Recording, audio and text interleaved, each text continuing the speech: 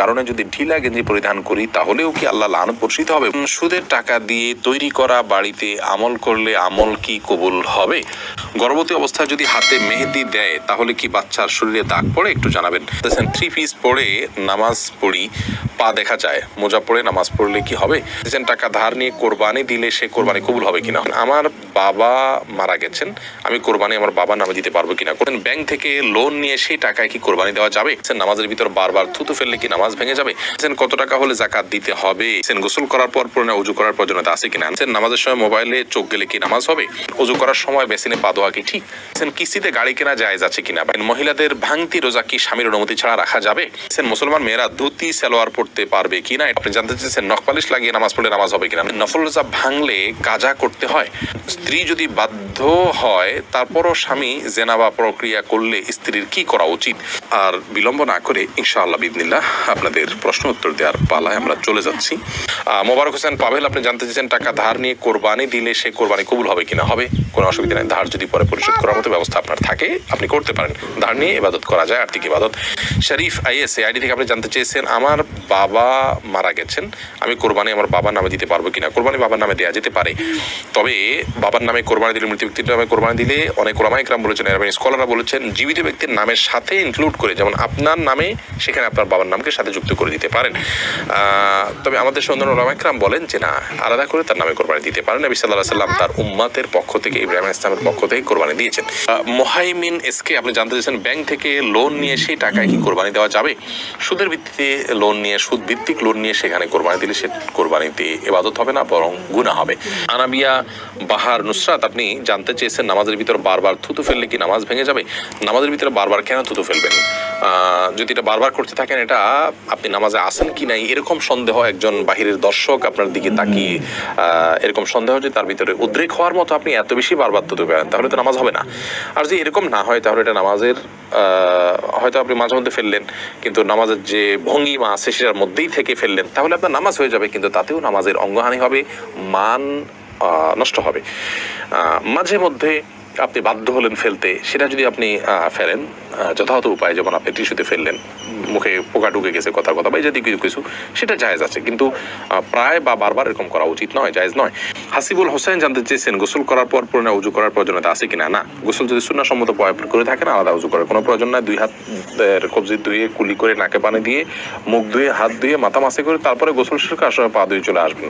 এভাবে গোসল করলে আপনার আলাদা করে আর গোসল করার কোনো প্রয়োজন নেই। উজুতে আপনার গোসলের শুরুতে উজুর নিয়ত হয়ে যাচ্ছে।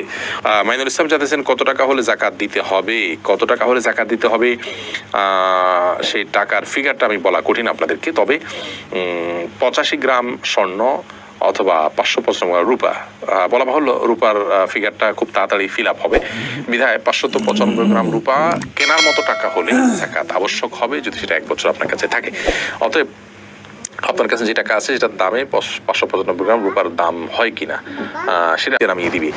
মোবাইল এর দিকে চোখ যাওয়া উচিত নয়, বরং নামাজের সময় সিজদার জায়গায় চোখ থাকা উচিত। নামাজের দিকে অন্যদিকে মন যেতে পারে সেই বিষয়গুলোকে সরিয়ে ফেলা উচিত নামাজের আগেই। মোবাইলকে এমন জায়গায় রাখা উচিত নয়। নবী সাল্লাল্লাহু আলাইহি ওয়াসাল্লামকে একবার একটা কাপড় দেওয়া হলো নামাজ পড়ার জন্য, সেখানে কিছু চিত্র ইত্যাদি অঙ্কন করা ছিল, হয়তো গাছপালার চিত্র বা এরকম হালাল কোনো চিত্র ছিল। নামাজ পড়ে তিনি তারপরে বলেছেন এই কাপড় সরাও, স্বচ্ছ বা ফ্রেশ কোনো কাপড় আনো, যাতে করে মনোযোগ নষ্ট না হয়। আল্লাহর সাথে কথোপকথনের সময় আপনার অন্যদিকে মনোযোগ দিলে, আপনি কারোর সাথে কথা বলছেন, সেখানে যদি আপনার অন্য দিকে মন থাকে, তাহলে সে যেরকম অভদ্রতা, অসৌজন্যতা, এটা মহান সৃষ্টিকর্তার সাথে কত বেশি অভদ্রতা এবং অসৌজন্যতা হবে সেটা বলাই বাহুল্য। সালমা বেগম জানতে চেয়েছেন মহিলাদের ভাঙতি রোজা কি স্বামীর অনুমতি ছাড়া রাখা যাবে? স্বামীর অনুমতি ছাড়া রাখা যাবে না। স্বামী যদি বলো যে হ্যাঁ রাখতে পারে, আর যদি স্বামী বাসায় থাকেন তাহলে সেক্ষেত্রে স্বামীর অনুমতি নিয়ে তারপরে রাখা উচিত, চেষ্টা করা উচিত। তাতেও যদি না হয় তাকে অভিমান করে বা যতটুকু সম্ভব হয় প্রেশার দিয়ে তাকে সংসারের দিকে আনার চেষ্টা করা উচিত। সেটাও যদি না হয় তাহলে সেক্ষেত্রে স্ত্রীর অন্য কোনো দায়িত্ব আর নেই, তার অপরাধের কারণে স্ত্রীর কোনো গুনাহ হবে না। স্ত্রী যদি সবর করে যান এবং তার সংসার করে যান, আল্লাহর কাছের জন্য তার কোনো জবাবদিহিতা করতে হবে না। লালপুরি আড়ি থেকে আপনি প্রশ্ন করেছেন গর্ভবতী অবস্থায় যদি হাতে মেহেদি দেয় তাহলে কি বাচ্চার শরীরে দাগ পড়ে? একটু জানাবেন। বোন, এটি সম্পূর্ণ কুসংস্কারের জন্য একটি বিশ্বাস। আমাদের দেশে অনেকে এরকমটি মনে করে যে গর্ভবতী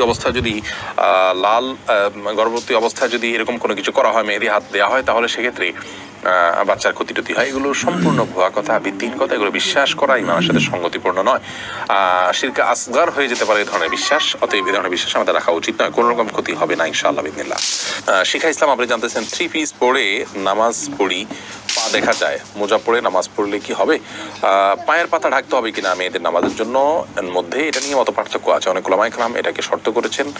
আমি ব্যক্তিগতভাবে এই মতটা চাইতে যারা বলেন যে পায়ের পাতা, পাতা বলতে পায়ের পাতার তলের অংশ এটা ঢাকার শর্ত দিয়ে থাকেন, তাদের মতটাকে আমি সমর্থন করি না।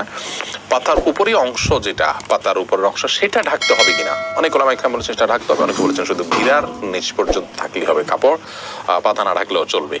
তো দুই পক্ষের ওলামায়ে কেরামের দলিল রয়েছে। নিরাপদ হলো এমন কাপড় পরা যে কাপড়টা অনেক বেশি লম্বা হয়, যে পায়ের পাতার উপরের অংশ সহ ঢাকা পড়ে। তলা ঢাকার জন্য মোজা পরার জন্য আলাদা করে কষ্ট করা